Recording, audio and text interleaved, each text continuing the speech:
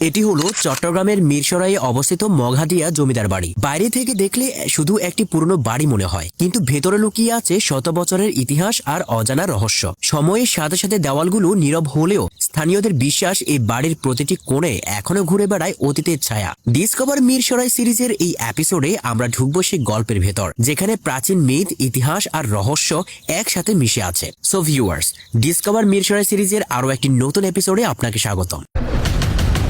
শতবর্ষী এই বাড়িটি জরাজীর্ণ দেওয়াল আর লতাপাতায় বেষ্টিত করে রেখেছে যুগের পর যুগ, যেটা এক ভুতুড়ে গল্প লেখার পারফেক্ট স্পট হতে পারে লেখকদের জন্য। সেটা না হয় একটু পরে আলোচনা হবে। তার আগে জানিয়ে রাখি, মঘাদিয়া জমিদার বাড়িতে যাওয়ার সম্মুখে একটা অনিন্দ্য সুন্দর লাইট হাউস চোখে পড়বে, যেটা মূলত অনলাইনে ব্যবসায়ী বা সরকারি কোনো সংস্থার অন্তর্ভুক্ত নয় কিংবা নথিবদ্ধ না থাকায় স্পষ্টত কোনো তথ্য দেওয়া আমার পক্ষে সম্ভব হয়নি। তবে লাইট হাউস নামে অনেক এলাকায় সমাজমূলক প্রতিষ্ঠান বানানো হয়ে থাকে, যেমন লাইট হাউস ফাউন্ডেশন নামে একটি সামাজিক উন্নয়নমূলক প্রতিষ্ঠান রয়েছে ফরিদপুর জেলায়, যেটা মূলত গোয়ালচামট মিয়াপাড়া রোডে রিয়াজউদ্দিন সরকারি প্রাথমিক বিদ্যালয়ের সামনে। আবার ফিরে আসি নিজ গল্পে।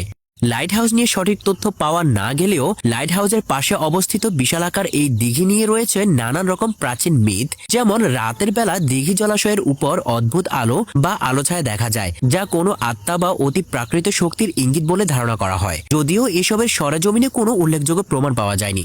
সামনে যে পুরনো বাড়িটা দেখছেন, বাইরে থেকে একে দেখে সাধারণ ভাঙা বাড়ি মনে হতে পারে, কিন্তু এই বাড়ির দেওয়াল, বারান্দা আর উঠোনের ভেতরে লুকিয়ে আছে কয়েকশো বছরের ইতিহাস।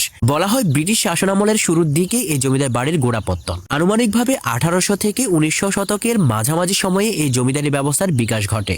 ব্রিটিশদের রাজস্ব আদায় ও স্থানীয় শাসন ব্যবস্থার অংশ হিসেবে এই জমিদার বাড়ি গুরুত্বপূর্ণ হয়ে ওঠে। এই বাড়ির সবচেয়ে পরিচিত ও আলোচিত জমিদার ছিলেন জমিদার নুরুল আফসার চৌধুরী। তিনি মঘাদিয়া জমিদার পরিবারের শেষ দিকের প্রভাবশালী জমিদার হিসেবে পরিচিত। আর সময়ে জমিদারির সামাজিক ও প্রশাসনিক কার্যক্রম সবচেয়ে বেশি সক্রিয় ছিল। জমিদার নুরুল আফসার চৌধুরীর সময়ে এলাকায় স্কুল, বাজার, দিঘি, ধর্মীয় ও সামাজিক স্থাপনা গড়ে ওঠে বলে স্থানীয়ভাবে জানা যায়। তিনি শুধু জমির মালিক ছিলেন না, বরং এলাকার শিক্ষা ব্যবস্থা ও জনজীবনে প্রভাব রেখেছিলেন। এই বাড়িটি নির্মিত হয় ইট, চুনসুরকি, কাঠ ও বড় বড় লোহার গার্ডার দিয়ে। বড় বড় কক্ষ, প্রশস্ত বারান্দা, উঁচু ছাদ এবং বাইরের উঠোন ছিল এই বাড়ির মূল বৈশিষ্ট্য। এটি ছিল তৎকালীন জমিদার বাড়ির ক্লাসিক ব্রিটিশ ইন্ডিয়ান স্থাপত্যের উদাহরণ।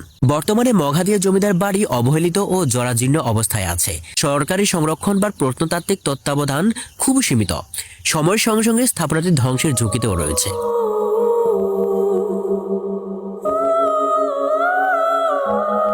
জানিয়ে রাখি, এটি মিরসরাই এলাকার জমিদারি শাসন ব্যবস্থার একটি জীবন্ত নিদর্শন। স্থানীয় ইতিহাস, সমাজ ব্যবস্থা ও ব্রিটিশ আমলের গ্রামীণ প্রশাসন বোঝার জন্য এটি গুরুত্বপূর্ণ ভূমিকা রাখে।